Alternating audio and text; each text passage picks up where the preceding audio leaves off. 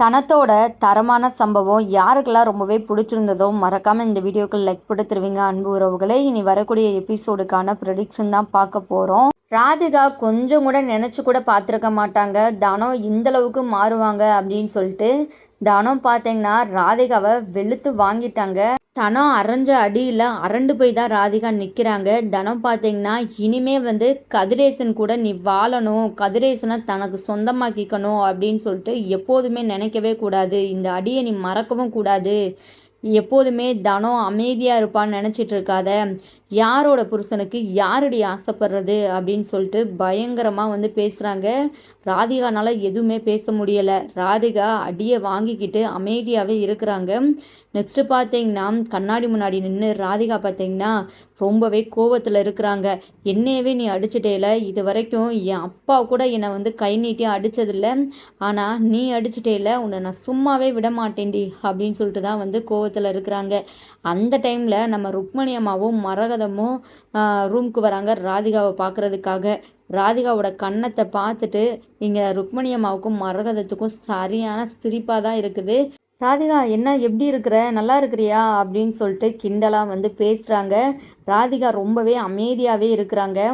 இங்கே நம்ம ருக்மணி மரகதம் இருந்துக்கிட்டு என் பொண்ணு அடித்த அடியில் உனக்கு என்ன காது எதுவும் கேட்காம போயிடுச்சா, ஏன் நாங்கள் இவ்வளோ பேசிகிட்டு இருக்கிறோம் அமைதியாகவே இருக்கிற, எப்போதுமே அப்படியெல்லாம் இருக்க மாட்டேயே, அப்படியே பாஞ்சுக்கிட்டு வருவியே, என்னாச்சு ராதிகா, உன்னை நினச்சா எனக்கு ரொம்பவே சிரிப்பு தான் வருது.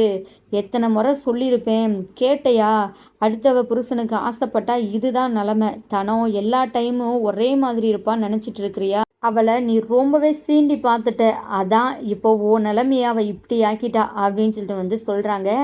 இங்கே தனத்துக்கு ரொம்பவே டென்ஷன் ஆகிடுது. இப்போ எதுக்காக என் ரூமுக்கு தேவையில்லாமல் பேசி என்ன கடுப்பேற்றிட்டு இருக்கிறீங்க, ஒழுங்கு மரியாதை இங்கேருந்து கிளம்புங்க அப்படின்னு சொல்கிறாங்க. 1000 தான் இருந்தாலும் நீயும் எனக்கு ஒரு பொண்ணு மாதிரி தான் ராதிகா, அதனால தான் உனக்காக ஐஸ் கட்டி எடுத்துகிட்டு வந்தேன், பழிக்கும்ல. அது மட்டும் இல்லாமல் பாரு கன்னத்தில் கைத்தடம் பதிஞ்சிருக்குது, நீ இந்த ஐஸ் கட்டியை வச்சாதான் அது சரியாகும், இல்லைன்னா முகமே அசிங்கமாக போயிடும்.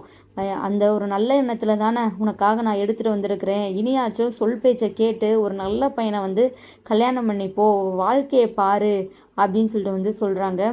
ராதிகா செம கோவத்தில் இருக்கிறாங்க. இங்கே மரகதமும் பார்த்தீங்கன்னா அவங்க பங்குக்கு ராதிகாவை செம்மையாக கடுப்பேற்றிட்டு போகிறாங்க. நெக்ஸ்ட்டு பார்த்தீங்கன்னா நம்ம தனம் கதிரை கடையில் போயிட்டு பார்க்கணும், கதிர்கிட்ட தான் மனசில் இருக்கிறத சொல்லிடணும் லவ்வை அப்படின்னு சொல்லிட்டு தான் கிளம்புறாங்க. இங்கே நம்ம ருக்மணி இருந்துக்கிட்டு தனத்தை பார்த்துட்டு என்ன தனம் என்னம்மா எங்கே கிளம்புற அப்படின்னு சொல்லிட்டு கேட்குறாங்க.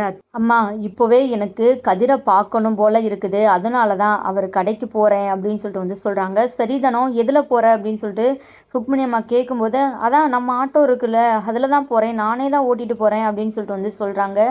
நம்ம ருக்மணி அம்மாவுக்கு ரொம்பவே ஷாக்காக இருக்குது. தனம் நீ எங்கேயும் போக வேணாம், தயவு செஞ்சு நீ ரெஸ்ட் எடு, கதிர் தம்பிக்கு தெரிஞ்சால் கண்டிப்பாக கோவப்படுவார், இந்த மாதிரி டைமில் நீ ஆட்டோலாம் ஓட்ட வேணாம், ஆல்ரெடி இப்போ தானே ஆக்சிடெண்ட் ஆகிட்டு 2 நாள் தான் ஆயிருக்குது, ஏன் தனம் இப்படியெல்லாம் பண்ணுற அப்படின்னு சொல்லிட்டு கேட்குறாங்க.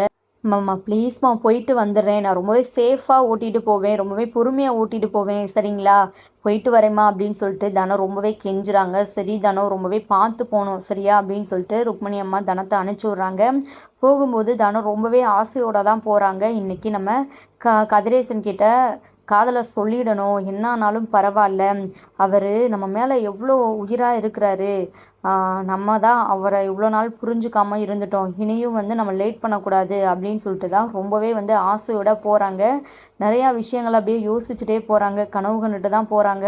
நம்ம கதிர்கிட்ட காதலை சொல்கிற மாதிரியோ 2 பேரும் ஹக் பண்ணுற மாதிரி அப்படிலாம் பார்த்தீங்கன்னா நினச்சி சந்தோஷப்பட்டுட்டு போகிறாங்க. அந்த டைமில் தான் ஒரு காதல் ஜோடி தனத்தோட ஆட்டோவில் ஏறுறாங்க. அப்போது அந்த பொண்ணு என்னென்னமோ பேசுகிறாங்க. நானே உங்ககிட்ட தேடி காதலை சொன்னனால தான் என் அருமை உனக்கு புரியலை, நானும் மற்ற பொண்ணுங்க மாதிரி உன்னை அலைய விட்டுருக்கணும், நான் தப்பு பண்ணிட்டேன் அப்படி இப்படின்னு சொல்லிட்டு சொல்லும்போது இங்கே நம்ம தனம் பார்த்திங்கன்னா யோசிக்க ஆரம்பிச்சுறாங்க. அந்த பொண்ணு சொல்கிறதும் சரிதானே, ஒன்று ஈஸியாக கிடச்சிட்டா அதோட அருமை தெரியாது, அதனால் நம்ம போயிட்டு கதிர்கிட்ட காதலை சொல்லக்கூடாது, ஏன் அவருக்கு லெட்டரை எழுத தெரிஞ்சதில்ல, தைரியமாக நம்மக்கிட்ட ஏன் கொடுக்கல, அவரே கொடுக்கட்டும் அப்படின்னு சொல்லிட்டு நம்ம தனம் பார்த்திங்கன்னா அவங்களோட முடிவை மாற்றிடுறாங்க. நெக்ஸ்ட்டு பார்த்திங்கன்னா தனம் கடைக்கு போயிட்டு உட்காந்துருக்குறாங்க. கல்லால் டக்ளஸ் வந்து தனத்தை உட்கார வச்சிடுறாங்க. வெளியே போன கதிர் கடைக்கு வந்ததுக்கப்புறம் தனத்தை பார்த்துட்டு பயங்கர அதிர்ச்சி ஆகிட்டு நீங்கள் டக்ளஸையும் திட்டிட்டு, தனமா என்ன தனமா பண்ணிகிட்டு இருக்கிறீங்க, முதல்ல எழுந்திருங்க, நீங்கள் எதுக்காக இப்போ கடைக்கெல்லாம் வந்தீங்க, உங்களை நான் என்ன சொன்னேன், வீட்லேயே ரெஸ்ட்டு தானே எடுக்க சொன்னேன் அப்படின்னு வந்து சொல்கிறாங்க. நம்ம தனமாக இருந்துக்கிட்டு, கதிர் எவ்வளோ நேரம் தான் நான் வந்து அந்த ரூம்குள்ளேயே இருக்கிறது, அதனால தான் நான் கடைக்கு வந்தேன், எனக்கு கொஞ்சம் மைண்டு சேஞ்ச் ஆகும்ல அப்படின்னு சொல்லிட்டு வந்து சொல்கிறாங்க. இருந்தாலும் நீங்கள் இப்படிலாம் அலையக்கூடாது தனமா, நீங்கள் இந்த டைமில் ரெஸ்ட்டு தான் எடுக்கணும் அப்படின்னு வந்து சொல்கிறாங்க. தனு நெக்ஸ்ட்டு அவங்க ஃப்ரெண்ட்ஸோடு போயிட்டு பேசிகிட்டு இருக்கிறாங்க.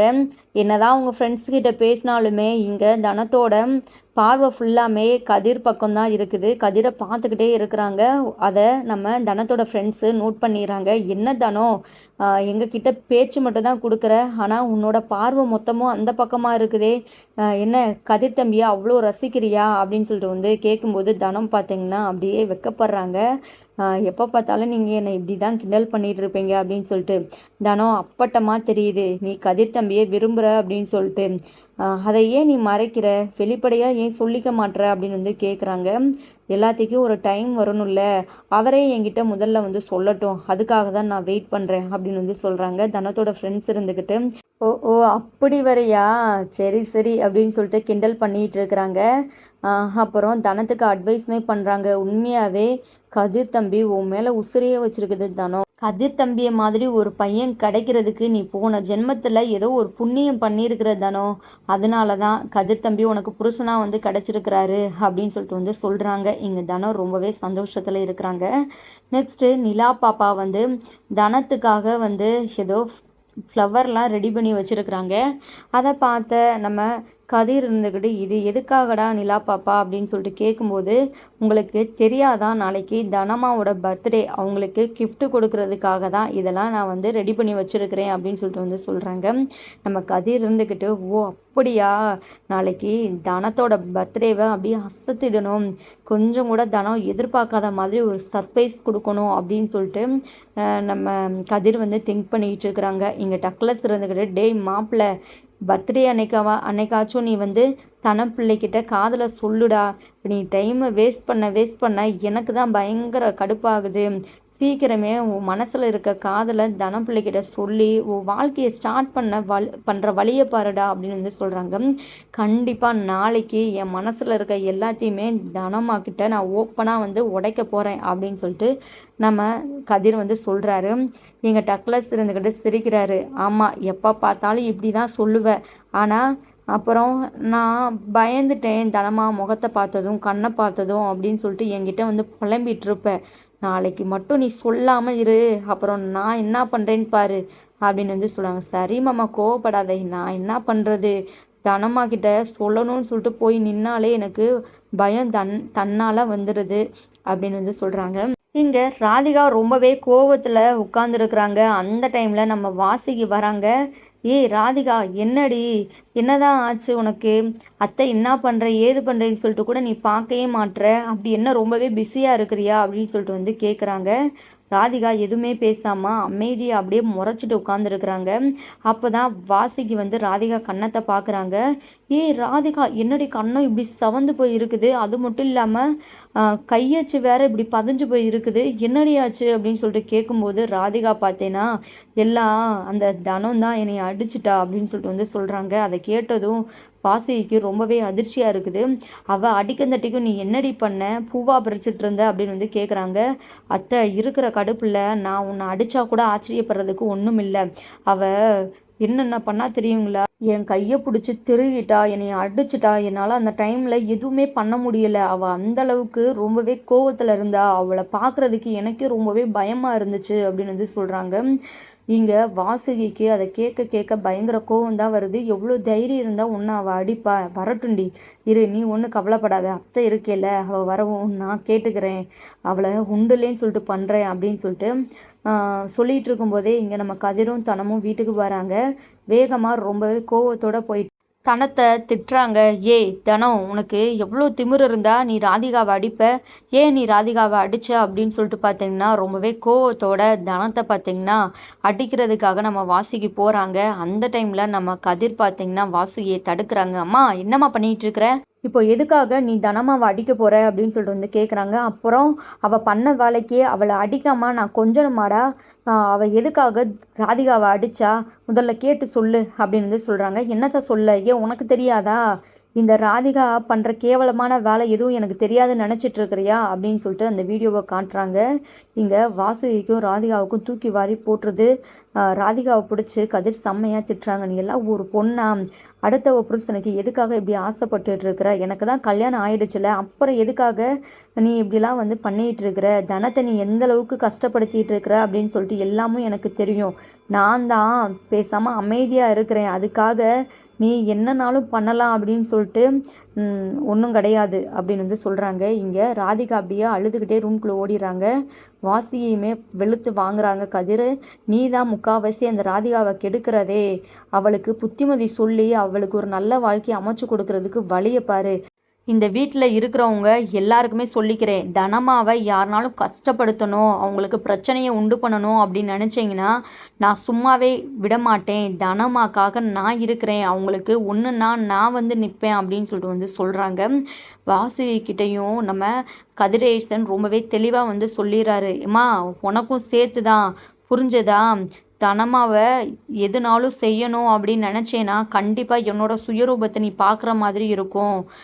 அம்மா தான் 1000 தான் இருந்தாலும் நீ என்னை பெற்றவங்க தான், அதுக்காக நீ பண்ணுற தப்பெல்லாம் நான் பார்த்துக்கிட்டு வாயை மூடிட்டு அமைதியாலாம் இருக்க மாட்டேன். தனமா ரொம்பவே நல்லவங்க, அவங்களுக்காக எப்போதும் நான் துணையாக நிற்பேன் அப்படின்னு சொல்லிட்டு ரொம்பவே வந்து கோவமாக வந்து பேசிட்டு எங்கள் தனத்துக்கிட்டையுமே வந்து ஆறுதலாக கதிர் வந்து பேசுகிறாங்க. தனமா நீங்கள் ஒன்றும் கவலைப்படாதீங்க, இவங்கெல்லாம் இப்படி தான், கண்டுக்காதீங்க அப்படின்னு சொல்லிட்டு கதிர் ரூம்குள்ளே தனத்தை கூப்பிட்டுட்டு போகிறாங்க. இங்கே வாசுகி அப்படியே தலையில் இடி விழுந்தாப்புல அதிர்ச்சியில் நிற்கிறாங்க. இனி எப்போதுமே இந்த கதிர் வந்து நம்மளை எதிர்த்து பேச மாட்டான் அப்படின்னு நினச்சோம். ஆனால் இந்த தனத்துக்காக நம்மளை அசிங்கப்படுத்திட்டானே அப்படின்னு சொல்லிட்டு பயங்கர கடுப்பில் நின்றுட்டுருக்குறாங்க. ருக்மணி அப்போ தான் வந்து வாசுகியை இன்னமும் வந்து கடுப்பேற்றி பார்க்குறாங்க. என்னம்மா என்ன, அன்னைக்கு என்னென்னமோ ஆக்டிங் பண்ணீங்க, இனி வந்து கதிர் தம்பி உங்கள் விஷயத்திலே தலையிடக்கூடாது அப்படின்னு சொல்லிட்டு இப்போ பார்த்தீங்களா, தனத்துக்கு ஒன்றுனா கதிர் தம்பி கண்டிப்பாக வருவார். யாரைனாலும் தூக்கி போட வந்து அவர் தயங்க கூட மாட்டார். உங்களையும் சேர்த்து தான் சொல்கிறேன், கொஞ்சம் நீங்கள் புரிஞ்சு நடந்துக்கிட்டால் நல்லாயிருக்கும், இல்லைன்னா அசிங்கப்பட்டு போயிடுவீங்க அப்படின்னு சொல்லிட்டு ருக்மணி அம்மா பார்த்தீங்கன்னா சும்மா அதிரடியாக பேசிகிட்டு இருக்கிறாங்க. வாசுகிக்கு என்ன பண்ணுறதுனே தெரியாமல் ரொம்பவே கோவத்தில் தான் இருக்கிறாங்க. அடுத்தடுத்து ரொம்பவே சுவாரஸ்யமான விஷயங்கள்லாம் நடக்க போது. நம்ம வெயிட் பண்ணி ஃபுல் எபிசோடை பார்த்து தெரிஞ்சுக்கலாம்.